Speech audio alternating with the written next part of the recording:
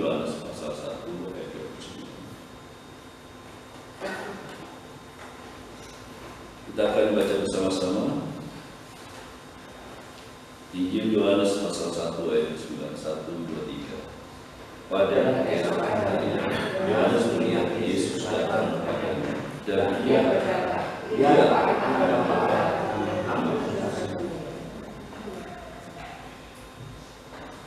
di nama Tuhan. Ini adalah sebuah kesaksian seorang Yohanes Pembaptis.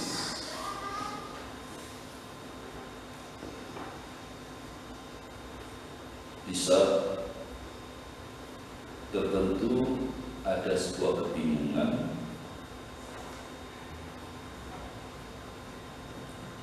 dan kebingungan itulah yang pada akhirnya seorang Yohanes Pembaptis menunjukkan kepada muridnya. Pada saat Yohanes menunjukkan kepada muridnya, murid Yohanes bukan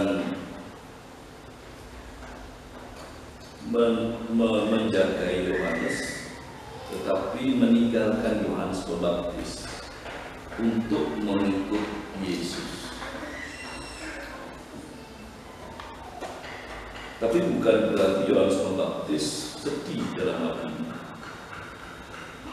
Dan apa yang dikatakan Yohanes Pembaptis bukan berasal dari dirinya secara pribadi. Dan itulah pekerjaan Roh Kudus pada saat ini, yang menyatakan, menunjukkan bahwa lihatlah anak domba Allah yang menghapus dosa dunia. Bapak Ibu Saudara yang kasih dalam Tuhan, begitu luar biasa Yohanes Pembaptis dipakai oleh Tuhan. Dia adalah seorang nabi yang dikenal dengan nabi yang sangat besar. Dia nabi besar, dan itu tertulis di dalam kitab, tercatat di dalam daftar nabi-nabi saudara kita yang ada di tengah-tengah Indonesia ini. Dia terkenal dengan nama Yahya, dikenal dengan Nabi Yahya. Kitab yang lama itu juga tertulis bukan Yohanes, tapi Yahya.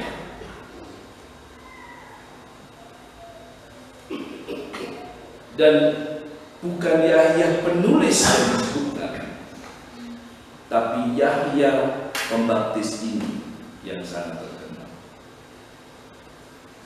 Dia seorang nabi yang dipakai Tuhan untuk membuka jalan bagi Yesus. Dia sudah dinubuatkan oleh seorang Yesaya.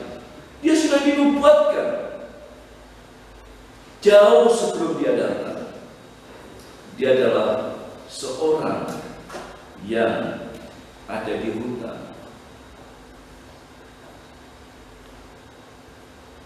Bapak Ibu Saudara yang kasih dalam Tuhan, dia menobatkan anak domba Allah itu. Anak domba Allah.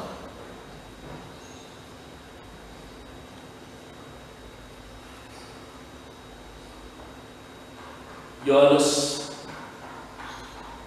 dalam kitabnya menyaksikan pada mulanya adalah firman. Firman itu bersama-sama dengan Allah, dan firman itu adalah Allah. Firman itu adalah Allah.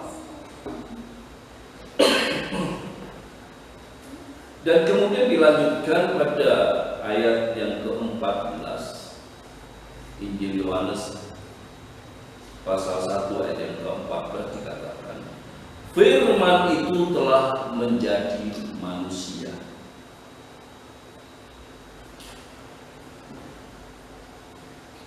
Yohanes Pembaptis menyebut anak domba Allah. Ini membicarakan korban. Membicarakan korban. Pada saat dia harus menjadi korban, maka dia harus menjadi manusia. Mengapa bukan manusia saja yang jadi korban? Bapak Ibu Saudara dikasih dalam Tuhan, domba yang dikorbankan harus umurnya 3 tahun. Domba yang dikorbankan harus domba yang sulung. Domba yang dikorbankan harus domba yang tambun. Tadi dalam ayat pembukaan dikatakan, untuk apa korban?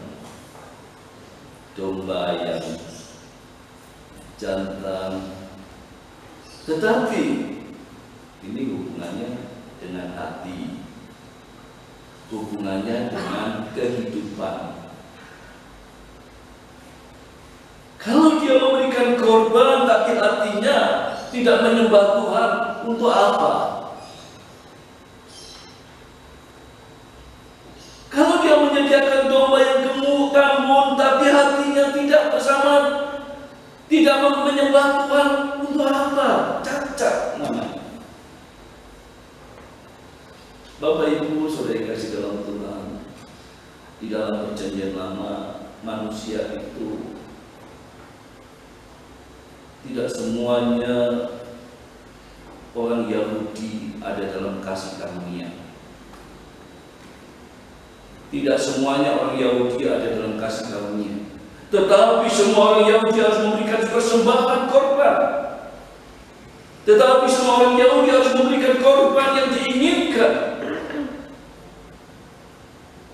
Tapi kita banyak menyaksikan hati mereka tidak menyembah Tuhan. Dengan hal inilah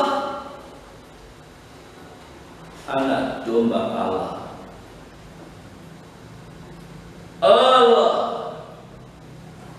menjadi manusia.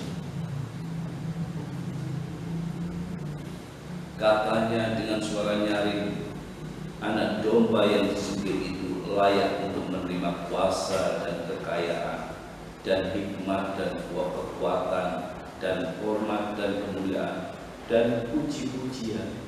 Anak domba yang disembelih itu layak. Anak domba. Firman itu menjadi manusia, dan pada saat di tengah dunia dia disebut sebagai anak domba Allah. Ada firman Tuhan berkata, dia tidak bersalah, tapi dijadikan salah untuk disembelih, untuk dikorbankan. Nah, ini cara untuk mengkorbankan domba, disembelih dan diambil dagingnya, kemudian dibawa ke mezbah yang menjadi korban yang harum di hadapan Tuhan. Kalau korban itu tidak harum, Tuhan tidak mau terima.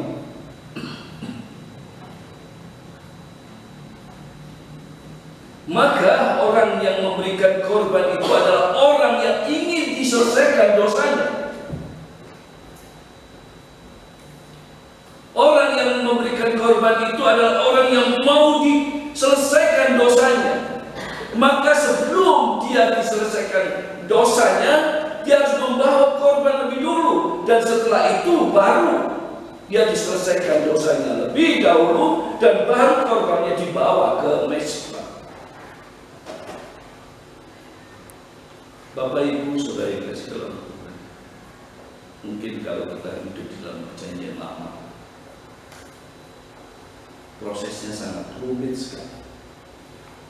Itu belum terjadi manipulasi, belum terjadi korupsi, belum terjadi imam-imam yang nakal. Rumit sekali. Maka di depan bait Allah ada penjualan binatang korban itu karena ada imam-imam yang nakal, imam-imam yang korupsi, imam-imam yang membutuhkan uang, sehingga Tuhan tidak setuju dengan hal seperti itu, yang akhirnya dibubarkan penjualan di depan. Karena Tuhan berkata, rumahku bukan tempat penyamun, tapi rumahku tempat doa. Domba Allah, domba Allah. Habel mengorbankan domba kepada Allah dengan imannya. Bukan asal memberikan korban, bukan asal menyediakan binatang korban, tetapi imannya Habel yang memberikan korban domba kepada Tuhan.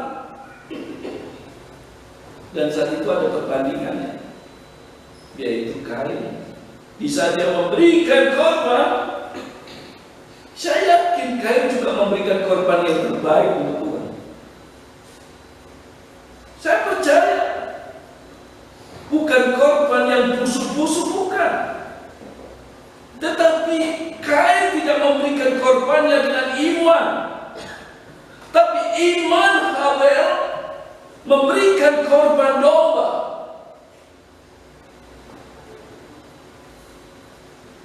Tuhan mengganti Ishak dengan seekor domba. Pada saat Ishak di Gunung Moria, di atas Gunung Moria, sudah ditaruh di atas mezbah, sudah tinggal untuk sembelih, Tuhan melalui malaikat berkata, jangan.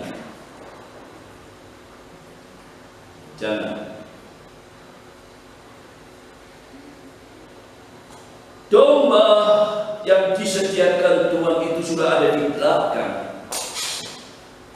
Sudah ada di belakang. Domba yang akan dikorbankan itu sudah ada di belakang Abraham. Disediakan domba.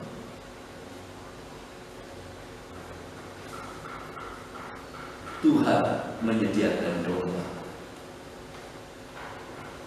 Domba merupakan simbol korban yang dibantai. Dalam nubuat Yesaya, di mana Yesaya menyampaikan bahwa domba Allah akan dibantai, dibawa ke dalam pembantaian.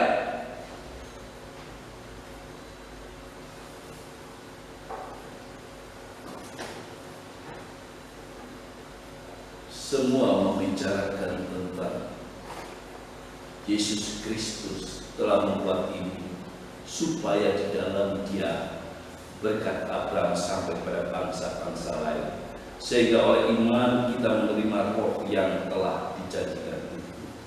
Yesus Kristus telah membuat ini, di mana Allah yang kudus,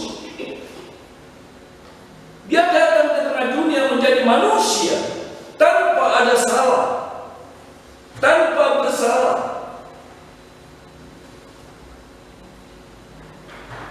Sejak dalam kandungan sampai Dia umur 30, tanpa ada salah, tanpa Dia bersalah. Dia menggunakan tubuh dosa manusia untuk menyelesaikan dosa kita. Kutuk Taurat yang tidak bisa menyelesaikan diri sendiri, yang tidak bisa menyelamatkan kita diri sendiri. Apapun alat yang kita gunakan untuk menyelesaikan, tidak mungkin, tidak bisa menyelesaikan.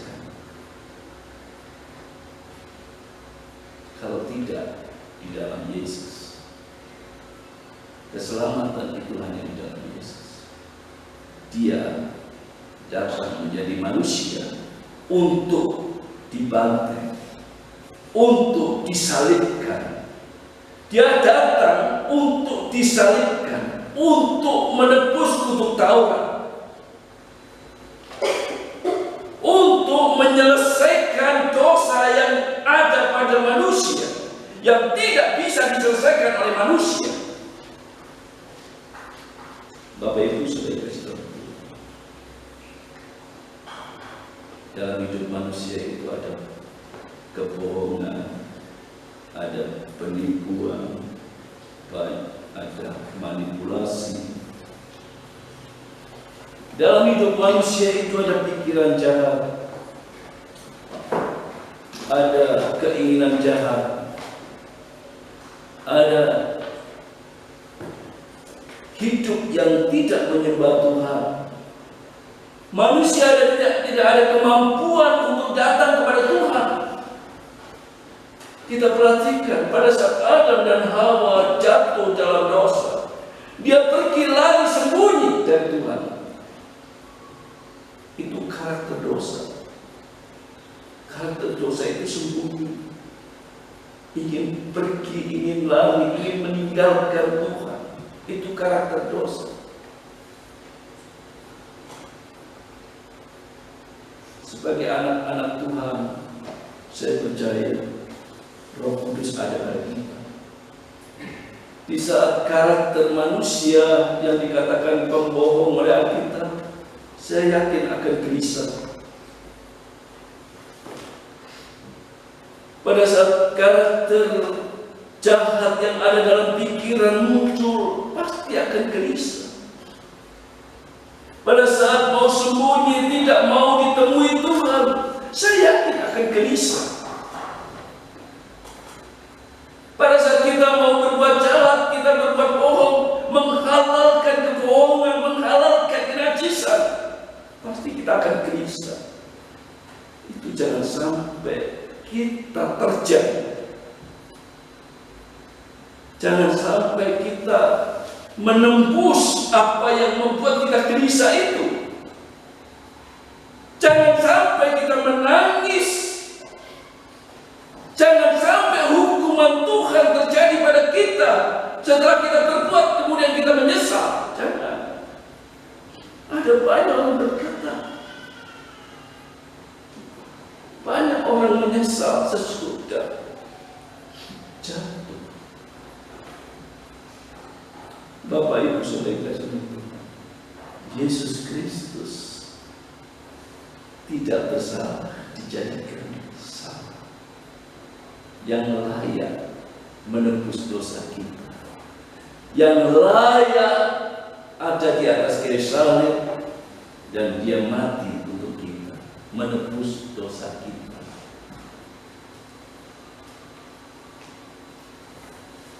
Katanya dengan suara anak domba yang disembelih itu layak untuk menerima kuasa dan kekayaan dan kekuatan dan hormat dan kemuliaan dan kepujian. Itu yang dialami saat ini. Dia adalah Raja segala raja. Dia adalah Tuhan segala Tuhan. Setelah dia selesai menebus dosa manusia, kembali dia ke tahtanya. Kembali dia di tahtanya. Layak disembah, layak ditinggikan, layak kita mengaku dosa, layak kita mau kembali kepada Tuhan, layak kita mau datang kepada Tuhan. Tidak sembunyi lagi, tidak berbohong lagi, tidak menipu lagi. Kenapa? Saya yakin ada kegelisahan yang terjadi. Saya percaya ada ketidakdamaian, ketidaktentraman ada dalam kehidupan orang percaya yang sudah ditebus dosa. bisa tidak mau atau melanggar, memberontak kepada Tuhan. Dia raja yang layak menerima kuasa, kekayaan, dan hikmat, dan kekuatan, dan hormat, dan puji-pujian. Dan segala lidah mengaku Yesus Kristus adalah Tuhan bagi kemuliaan Bapa. Tidak ada yang tidak mengaku Yesus Kristus adalah Tuhan. Sekiranya kita juga mau mengaku Yesus Kristus adalah Tuhan, Dia adalah anak domba, Dia adalah domba korban, Dia adalah domba yang layak dan kudus di hadapan Tuhan, yang tangguh dan yang sulung, yang Dia dikorbankan tidak dari salah, tapi Dia dikorbankan karena Dia ingin menebus kita. Biarkan kita dikuasai oleh Roh Kudus. Orang yang dikuasai Roh Kudus adalah orang yang mau benar di hadapan Tuhan. Orang yang dikuasai Roh Kudus tidak ingin terus-menerus dalam salah, dalam dosa. Tapi orang yang dikuasai Roh Kudus adalah orang hidup benar di dalamnya. Tidak hidup bersalah, berdosa, tapi hidup benar di dalam. Yesus Kristus adalah Tuhan yang tinggal dalam diri kita. Saya yakin kita mau hidup benar. Amin. Mari.